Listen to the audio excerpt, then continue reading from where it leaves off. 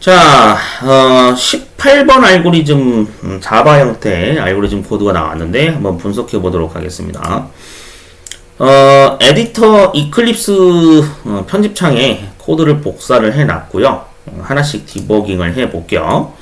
자, 메인 함수로 먼저 진입을 해서 변수 arr이라고 하는 배열을 선언한 겁니다. 그래서 배열 구조로 되어 있는데 정수 자료용을 사용한 거죠.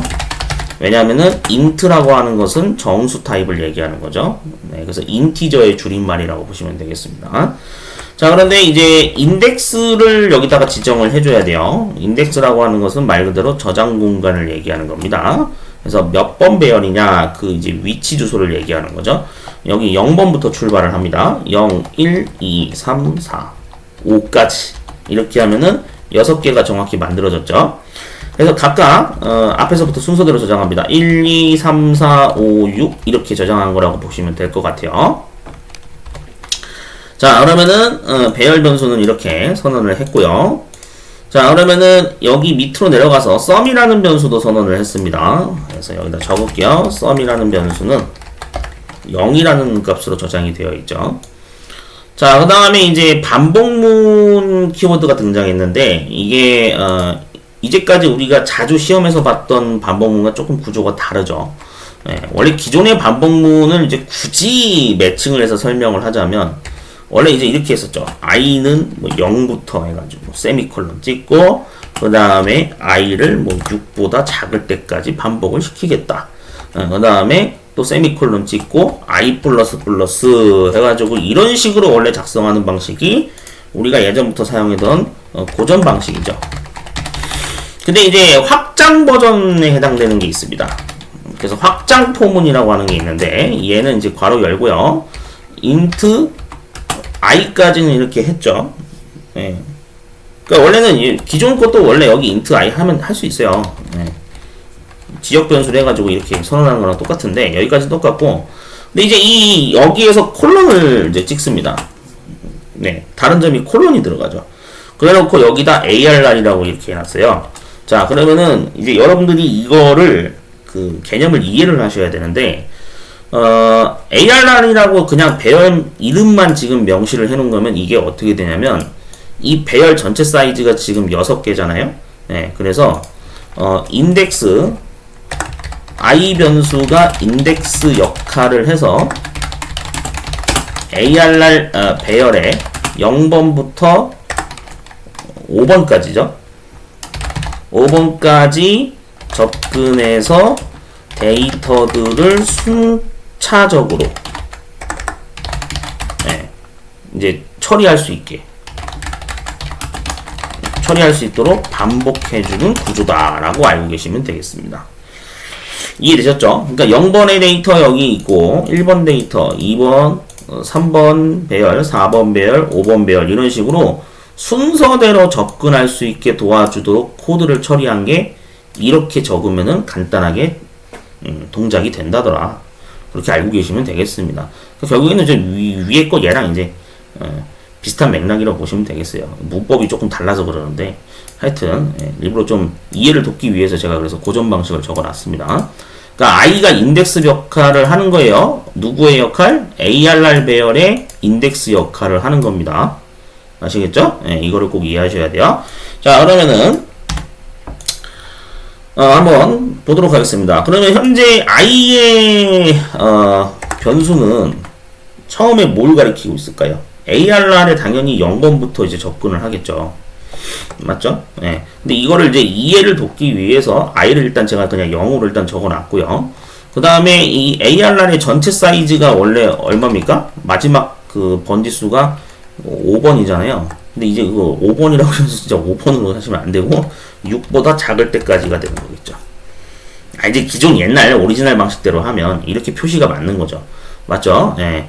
자, 그러면은 이제 조건이 맞으니까 당연히 안으로 진입할 수 있게 되겠죠. 자, 그러면은 sum이라는 변수는 지금 현재 여기에 명시가 되어 있는 대로 0이 저장되어 있는데 이게 이제 문법을 여러분들이 풀어서 보실 수가 있어야 되는데 이제 아마 이렇게 생각하시는 분들도 있을 거예요.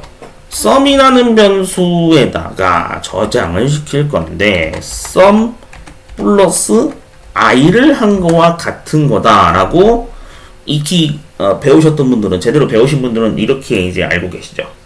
네. 근데 이게 안타깝게도 여기서는 이 문법이 아닙니다.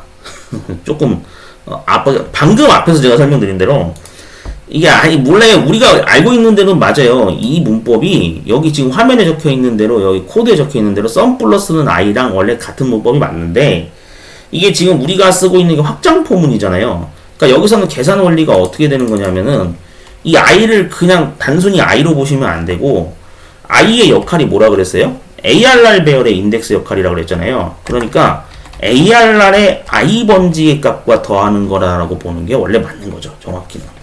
이렇게 해야 데이터에 정확히 접근을 할 수가 있는 거니까. 그러니까 이 문법이랑 같은 거다라고 보시는 게 맞습니다. 이해되셨죠? 여러분들 이거 이해하셔야 됩니다. 예, 코드가, 그러니까 확장 포문이 불편한 것 같은데? 라고 이게 생각하시는 분들도 있고, 편한데? 이렇게 생각하시는 분들도 있고, 뭐 각자가 판단하기 나름인데, 하여튼 문법을 풀이해서 보면은 이제 이 방식이라고 보시면 돼요. 자, 그러면은 처음에 볼게요. 썸이라는 게 0이 저장되어 있었죠. ARR의 i번지잖아요. 그럼 ARR의 0번지를 가리키는 거니까 지금 i가 0이니까 지금. 네, 그러니까 여기에 1 데이터를 가리키게 되겠죠. 그럼 0 더하기 1을 해서 썸이라는 값에는 1로 저장이 되게 될 겁니다. 그럼 여기가 1로 이제 바뀌게 될 거고요. 자, 중괄호 타고 다시 위로 올라갑니다. 올라가서 봤더니 다음 사이클을 이제 진행을 해야 되잖아요. 그러면은 이제 0번 배열은 탐색이 끝났으니까 다음에는 1번 배열로 가야겠죠. 네, 그러면은 i 값이 1로 바뀌게 될 겁니다. 자, 그러면은 아직까지는 마지막 사이즈까지는 가려면은 더 사이클 진행을 해야 되죠. 네, 그러니까 조금 맞으니까 안으로 진입해서 또 처리를 합니다. 자, sum이라고 하는 변수는 현재 지금 1이라는 값이 저장이 되어 있죠. 자, 근데 ARR의 i번지니까 이번에는 1번지 데이터를 가리키게 되겠네요. 그러니까 2라는 데이터를 접근해서 가져오겠죠. 그래서 1 더하기 2를 해서 sum이라는 변수에는 3이 저장이 될 겁니다. 자, 그 다음에 다시 중괄호 타고 위로 올라갑니다. 이번에도 i 값이 1번지 데이터 탐색이 끝났으니까 다음에는 2번지 데이터로 가기 위해서 i 값은 2가 되겠죠. 인덱스가. 자, 그러면 역시 아직까지 도착을 못했으니까 안으로 더 진입해서 진행할 수 있겠죠. 자, 그러면은 sum이라고 하는 변수는 지금 현재 3으로 지금 되어 있었고, 자, ARR의 2번지니까 여기에 3 데이터를 가져오게 되겠죠. 그래서 3 더하기 3을 해서 6이라는 값이 여기에 저장되는 구조라고 보시면 되겠습니다. 자, 그러면은 그 다음에 다시 중괄호 타고 위로 올라가도록 하겠습니다. 다음 사이클을 진행하기 위해서 인덱스 값을 2번지 탐색 끝났으니까 다음 3번지로 이제 넘어가야겠죠. 자, 그렇게 해서 확인해 봤더니 역시 아직 꼬린 지점이 아니에요. 네, 그러면은 안으로 진입할 수 있겠죠. 자, sum이라는 변수에는 현재 6이라는 값이 저장되어 있었고, 얘는 i 3번지 값을 처리를 해야 되죠. 그러니까 여기에 4라는 데이터를 가리키고 있습니다. 자, 그러면은 6 더하기 4를 해서 이렇게 해서 10이 저장이 되는 구조라고 보시면 되겠죠. 자, 그 다음에 다시 중괄호 타고 위로 올라갑니다. 자, 그러면은 3번지 탐색이 끝났으니까 다음은 4번지로 넘어가야겠죠. 자, 그래서 아직까지 꼬린 지점은 아니에요. 안으로 진입할 수 있겠죠. 자, 그러면은 sum이라는 변수는 현재 10이라는 게 저장되어 있었고, 4번지 데이터를 탐색하게 되면은 5라는 데이터를 가져올 수가 있죠. 10 더하기 5를 해서 15가 저장이 됐습니다. 자, 그 다음에 다시 중괄호 타고 위로 올라가게 되겠죠. i 값 4번지 탐색 끝났으니까 이제 5번지 탐색을 해야 되겠죠. 자, 조금 맞으니까 네, 안으로 진입할 수 있겠죠. 자, 그 다음에 들어갑니다. 자, sum이라고 하는 값은 현재 15가 저장되어 있고, 그래서 5번지 데이터를 보게 되면 6이라고 데이터가 저장되어 있죠. 그래서 여기에 15 더하기 6을 해서 21이 저장되는 구조다라고 보시면 되겠습니다. 자, 그 다음 다시 중괄호 타고 위로 올라갑니다. 자, 봤더니 이제는 5번 탐색 데이터가 끝났어요. 당연히 6번으로 넘어가는데 6번 데이터라고 하는 인덱스는 존재하지 않죠. 네, 그러니까 반복문을 탈출해야겠죠. 자, 탈출해서 밑에 내려가서 봤더니 썸이라는 변수 값을 출력하라 그랬습니다. 그렇게 해서 최종 출력 값은 네, 21이 나오도록 되어 있겠죠. 자, 한번 실행을 해보도록 하겠습니다. 자, 밑에 보면 21이라고 데이터 출력 결과가 나왔죠.